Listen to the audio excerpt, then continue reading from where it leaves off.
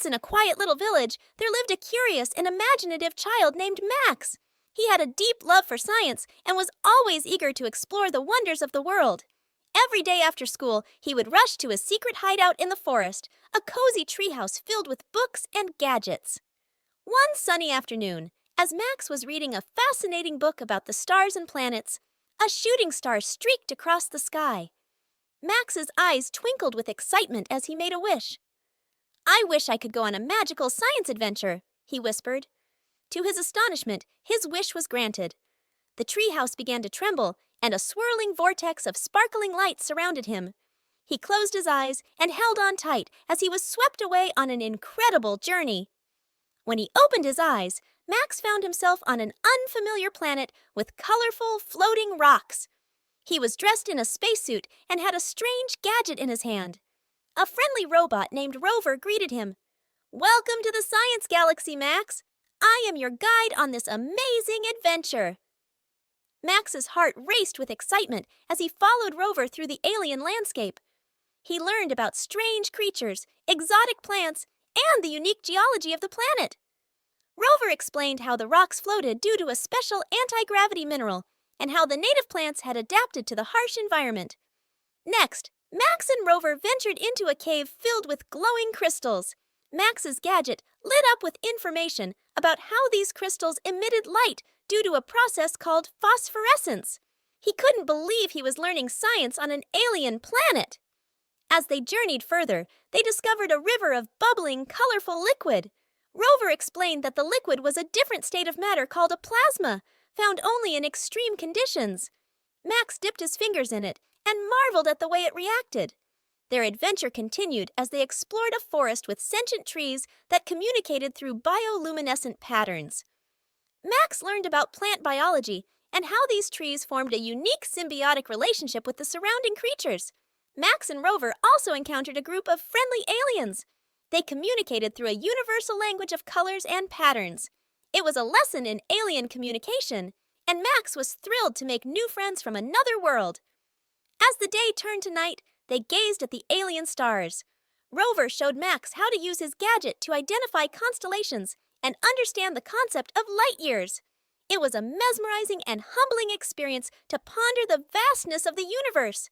Finally, it was time to return home. The swirling lights reappeared, and Max found himself back in his treehouse. Rover bid him farewell, promising that he could return for more science adventures whenever he wished.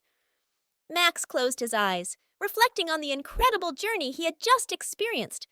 He was filled with gratitude for the magical adventure that had taught him so much about the wonders of science. He realized that science was not confined to books and classrooms. It was all around us, waiting to be explored and understood. From that day on, Max's love for science grew even stronger. He continued to explore, ask questions, and seek answers, knowing that the universe was full of mysteries waiting to be uncovered. And in his heart, he knew that the magic of science would always be with him, wherever he went. The end. Once upon a time in a small, picturesque village, there lived a little boy named Ben. Ben had a special love for fishing, and he couldn't wait for the weekends to arrive, so he could spend his days by the sparkling blue lake, casting his fishing line into the water. Ben's passion for fishing started at a very young age when his grandfather, Grandpa Sam, took him on his first fishing trip.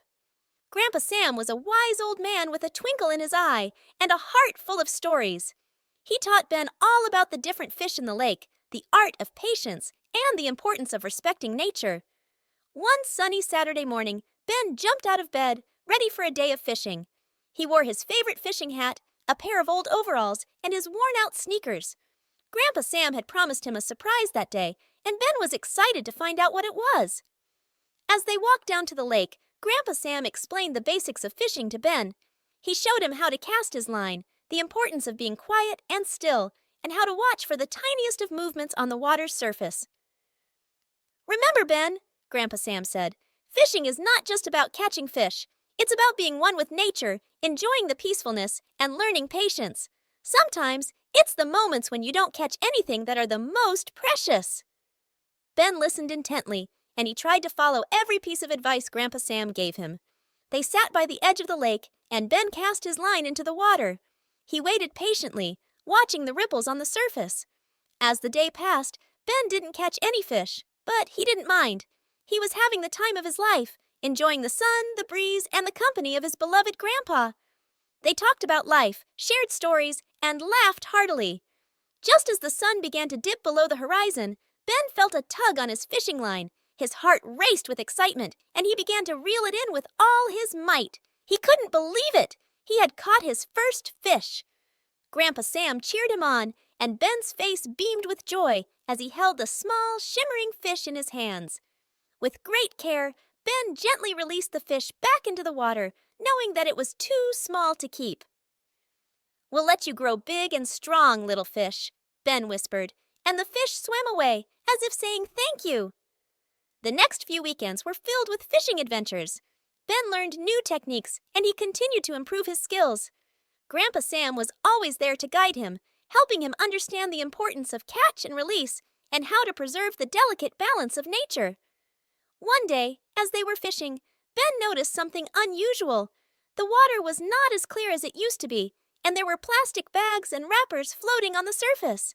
It made Ben sad to see the lake he loved being polluted. He knew he had to do something about it. After discussing it with Grandpa Sam, Ben decided to organize a lake cleanup. He spoke to his friends, and they all eagerly joined him. They spent a whole weekend picking up trash, cleaning the lake, and planting flowers by the shore. The cleanup was a great success, and the lake looked more beautiful than ever. Ben and his friends realized that taking care of the environment was just as important as fishing. They were determined to keep the lake clean for the fish, the birds, and all the other creatures that called it home. As the years passed, Ben grew up, but his love for fishing and his appreciation for nature remained as strong as ever. He often visited the lake with his own children, sharing the same wisdom and love for fishing that Grandpa Sam had shared with him. The little boy who loved fishing had become a steward of the environment, teaching the next generation the importance of preserving nature's beauty. Ben's journey, from a little boy with a fishing rod to a young man who cherished the earth, was a testament to the power of love, patience, and the enduring bond between generations. And the lake, with its clear waters and thriving fish, stood as a testament to their commitment to protect the world they loved so much. The end. There once was, in a small, colorful village, there lived a curious little boy named Leo. Leo had a twinkle in his eye, a smile that could light up the room, and a heart full of music. From the moment he was born, he had been fascinated by the wonderful world of sounds and melodies. Leo's adventure with music began when he was just a baby. His parents would sing lullabies to him every night, and he would giggle and coo in delight. As he grew older, he started to tap his tiny feet and clap his hands to the rhythm of their songs. One sunny morning, as Leo was playing with his toys, he heard a melodious sound coming from the park across the street. It was a group of children playing various musical instruments. There was a girl strumming a guitar, a boy tapping on bongo drums, and another child blowing a flute. Leo's heart danced to the rhythm of the music, and he knew he had to join them. With his parents' permission, Leo eagerly approached the group of children. They welcomed him with open arms and handed him a tambourine. Leo was thrilled, and as he joined in the music-making, his face beamed with joy. From that day on, he became a part of the Sunshine Band. The Sunshine Band practiced every weekend at the village park. They played their instruments, sang songs, and most importantly, had lots of fun. Leo learned to play not only the tambourine, but also a xylophone, a flute, and even a little piano. He was the youngest in the band, but he was filled with enthusiasm and a deep love for music. One day, the village announced a grand talent show where all the children could showcase their talents. Leo knew that this was his chance to shine, and he decided to play the piano. He practiced day and night with the support of his new friends from the Sunshine Band. The day of the talent show arrived, and the village square was filled with excited parents and children. Leo nervously walked onto the stage, but as he started playing the piano, all his nervousness faded away. His fingers danced on the keys, and the melody he created was magical. The audience was spellbound by his performance, and they gave him a standing ovation when he finished. Leo's parents and his Sunshine Band friends couldn't have been prouder. Leo realized that the most important thing about music was not just playing the notes, but sharing the joy it brought with others. His love for music had united him with new friends, and he cherished the bonds he had made. From that day on, Leo continued to explore the world of music. He played in the Sunshine Band, composed his own songs, and even taught his younger sister to love music just as much as he did. As the years passed, Leo's love for music only grew stronger. He studied at a music school and became a talented musician. He performed all over the world, sharing the magic of music with people from different countries. But no matter where he went, he never forgot the village where it all began, the Sunshine Band, and the little boy who couldn't help but dance to the rhythm of life. And so, the little boy who was once enchanted by the sounds of a tambourine and a flute became a renowned musician. But he remained as kind, humble, and full of love for music as ever. Leo's musical adventure was a testament to the power of following one's passions and the joy that can be found when sharing it with others. Once upon a time, in a small town, there lived a little boy named Tommy who was absolutely crazy about cars. His eyes would light up with excitement every time he spotted one on the road. His father, Mr. Parker, shared this passion and often took Tommy on drives, teaching him all about the different types of cars. One sunny Saturday morning, Tommy and his dad were out for a walk when they came across a car show in the town square. It was a dazzling display of cars, from sleek sports cars to vintage classics. Tommy's heart raced with joy, and he couldn't stop smiling. "Dad, can we go look at the cars? Please, please, please," Tommy begged, tugging at his father's hand. Mr. Parker chuckled and agreed. "Of course, Tommy! Let's explore and admire these magnificent vehicles." Tommy and his father walked around the car show, admiring the various cars and listening to their unique stories. They met passionate car owners who shared their knowledge about engine horsepower, aerodynamics, and even told Tommy about the history behind some of the vintage cars. As the sun began to set, Tommy's heart was filled with happiness, but he still had one dream that hadn't come true. "Dad," Tommy said, his eyes shining, "I wish we could have a fantastic car like one of these someday." Mr. Parker ruffled Tommy's hair and replied, "One day, my boy, when you're all grown up, we'll have a fantastic car of our own." That night, as they drove back home, Tommy couldn't stop talking about the incredible cars he had seen. He fell asleep with dreams of speed, adventure, and the roar of powerful engines.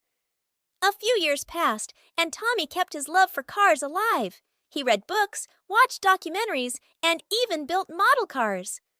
One day, as he was browsing through a car magazine, he saw an advertisement for a car that took his breath away. It was the car he had always dreamed of. Excitedly, Tommy showed the advertisement to his dad. Mr. Parker smiled and said, "Tommy, I think it's time to make your dream come true. Let's go check out that car." They visited the dealership the following weekend, and with a mix of excitement and gratitude, they bought the car Tommy had always wanted. It was a dream come true, not just for Tommy, but for his father, too. They named it. Once, in a small, cozy town, there lived a little girl named Mia. Mia was known for her curious nature and her love for exploring the world around her. She had a group of friends who were just as curious and adventurous as she was. They called themselves the Wonder Club. One sunny morning, as the golden rays of the sun streamed through her bedroom window, Mia woke up with a special feeling in her heart. She knew that today was going to be a day filled with extraordinary discoveries. She quickly got dressed and headed to the park, where her friends were waiting. Mia's friends were Emily, a clever and imaginative girl, Oliver, a boy with a heart as big as the sky, and Lucy, a nature enthusiast who loved animals and plants. Together, they were the perfect team for exploring the unknown. As they gathered at their secret meeting spot, Emily held out a tattered map she had found the day before. It had a drawing of a magical forest with the words Wonderland written below. The map had no other clues, but it looked mysterious and promising.